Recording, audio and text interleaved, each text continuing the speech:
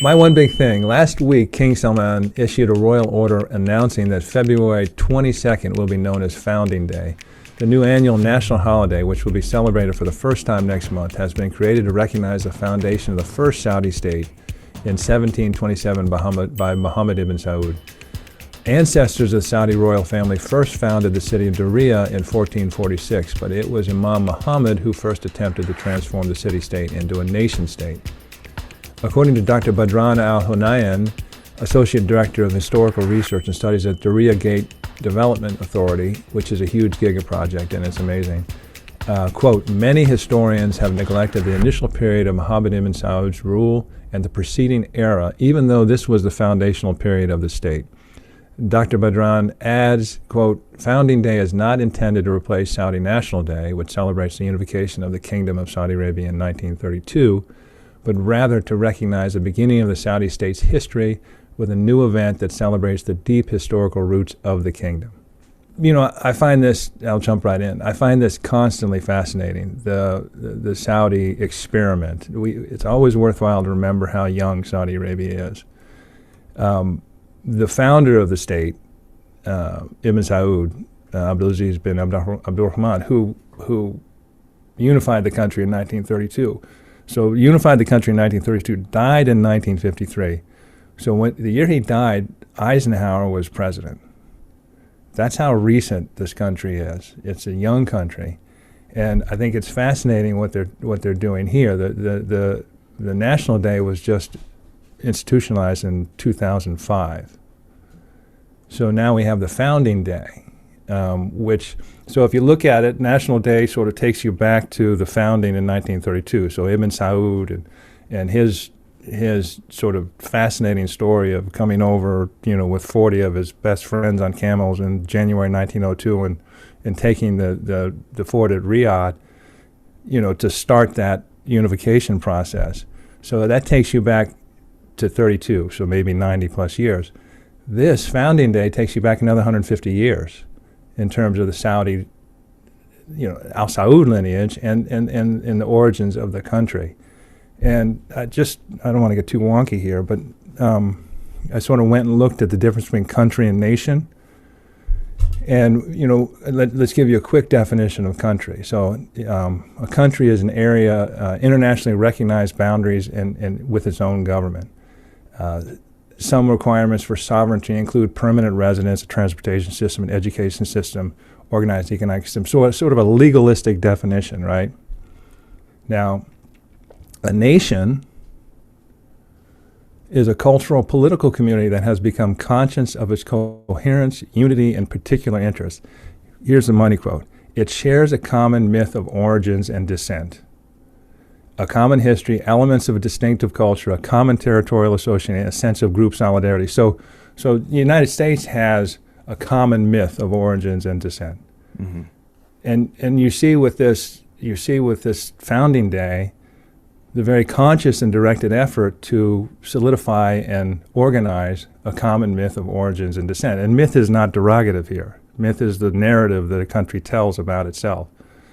And when you think about Ibn Saud organizing the country and bringing in, the Hijaz and Al-Asa and the Asir and expanding out from the Nejd and the central province and all these tribes and all these different families.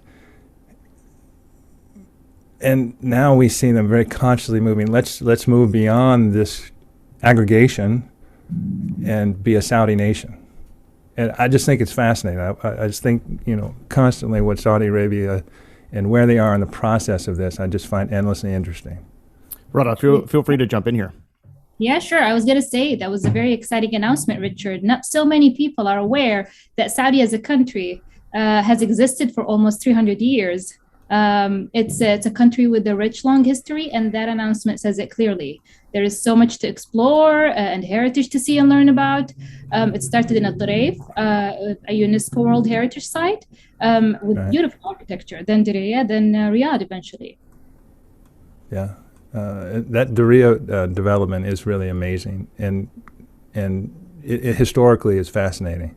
And this sort of is going in line with a lot of the the investment and the bringing of attention to Saudi Arabia's history before they were a nation, and all of the different peoples and tribes and traders that used the Arabian Peninsula or lived in the Arabian Peninsula, obviously going back to Al-Ula and some of those places. So it's cool. Like there's more awareness now of, Saudi Arabia as being more of an established country, and America is a very young country if you look at, comparatively around the world. But Saudi Arabia is even younger. And so this is a very interesting story. And so I apologize, Richard. So the flag changing, that is not associated with this holiday announcement. Is that correct? Correct. Okay. But I think it's consistent with trying to sort of codify your story, to formalize and get everybody on the same page and people invested in the narrative, which I think is important. I'd say that. I think a lot of Saudis now look at themselves as international citizens in a way. As Saudi is opening up more and more to the world, I definitely feel that especially young people, with the help of technology, obviously, are more connected with what's happening in Saudi, but also abroad. And I would also say, and that goes back to a point that Lucien, you've mentioned, a lot of young Saudis are starting to travel around the country on weekends to explore the country. And it's actually something that's been happening more and more because of the pandemic and because of the travel ban. So they decided it's a good time now to go travel to Abha in the south, or go to Hayel or Hassa, or so I don't know. I think it's a bit of both, Richard. There's a strong sense of, I am Saudi, this is my country, we have all these amazing places.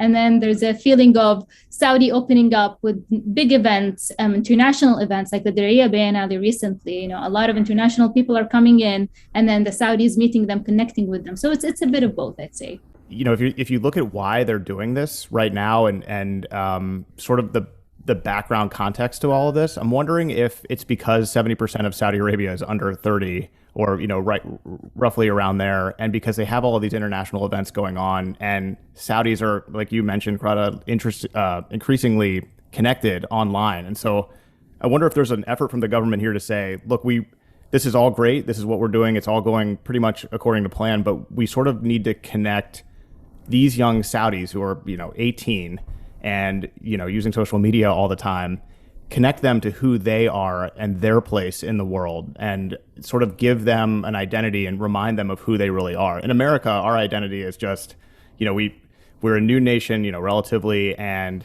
we don't really have the same type of national identity in the same way, I would say, the big melting pot. But in Saudi Arabia, it's like, well, what does it mean to be Saudi? What does it mean to be a young Saudi? And how can we remind our youth that this is who they are, this is where they've come from, and just with all these international events coming in. So I'm wondering if that's part of the impetus here. I don't know if you guys have any thoughts on that. Yeah, there's an enthusiasm in Saudi for progressive thinking and for meeting the challenges and opportunities that come with the small and large scale projects that are going on, but also and of globalization as well, but with a modern and more authentic self. So they definitely want to maintain that feeling of it's Saudi first, and then after that we're connected to the world more.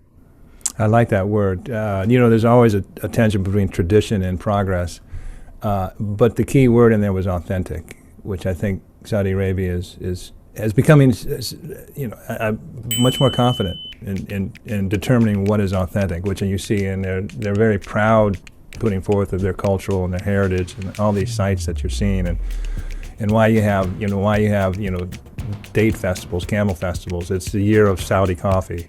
All these things that are authentic and have value in terms of heritage are very proudly being put forth as things you should come and see, and not only domestically in terms of Saudis, but also international terms.